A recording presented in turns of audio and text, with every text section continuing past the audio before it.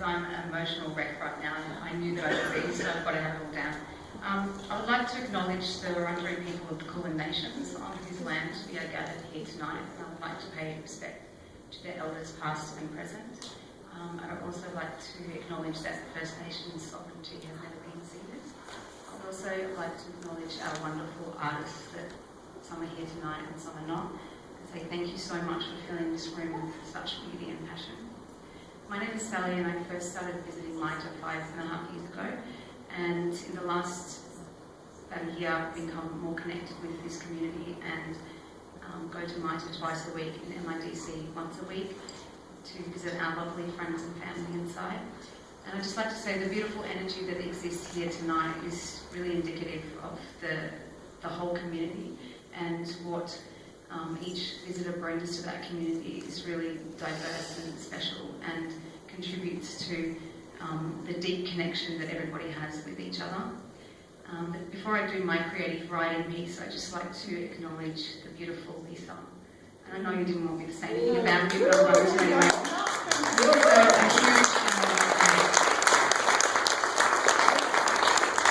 I've watched you work tirelessly for months to prepare for this, and I've watched you put all your heart and soul into this.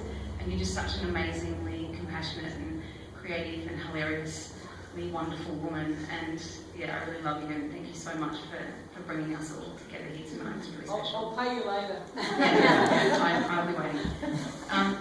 Now I'm going to read a piece of writing that I wrote to express my experience of being a MITA visitor.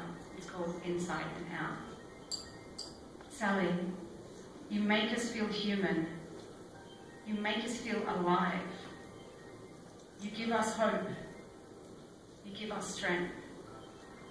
As the bold yellow door closes behind me, these words echo down the hallway, whispering in my ear, tearing at my heart, as each one of my footsteps on the blue carpet winds me towards my freedom. Sometimes I turn back and I glance at the small rectangular window of the visit room door, and I catch the eye of one of my brothers and sisters. A final moment where I can share a smile that can never replace the freedom that they are deprived of. Our eyes lock for a split second in time that feels like a lifetime that will never end. We speak in this way, our eyes fixated through the glass.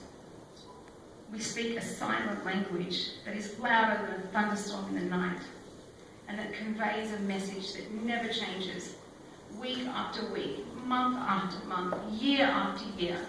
I want my freedom. I want my freedom. I want my freedom permeates through the glass and reaches my chest with a thump. If I could give you your freedom, I would. I love you. If I could give you your freedom, I would. I love you. If I could give you your freedom, I would. I love you. These words are sent back into the prison walls towards them, and I wonder if all they hear is, I want my freedom, as they watch me walk away. It never seems short enough between visits.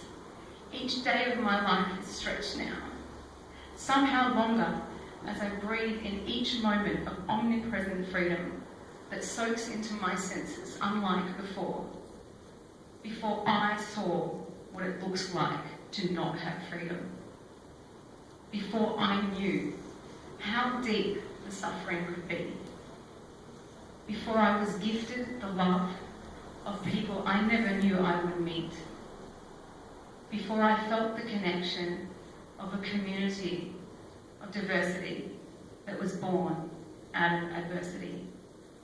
See, from the outside looking in, one may imagine, and indeed I have heard these words and ideas, that we are the givers, the visitors.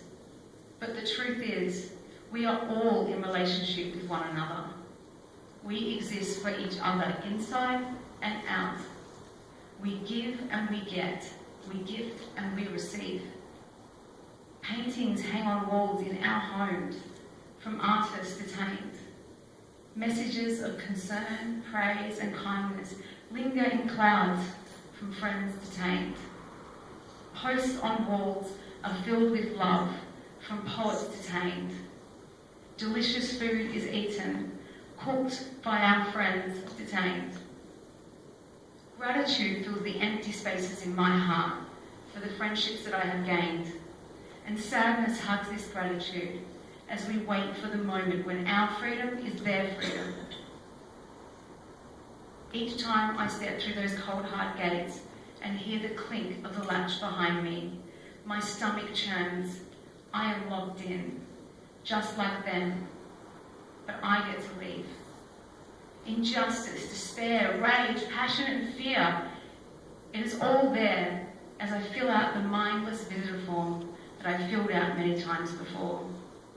It grows as they search our bags and demand our possessions be locked away. Everything is locked away.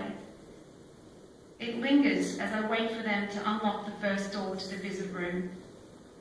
But the moment that I step into the room and the energy of each being reaches me and their eyes connect with mine, it disappears and all I feel is love.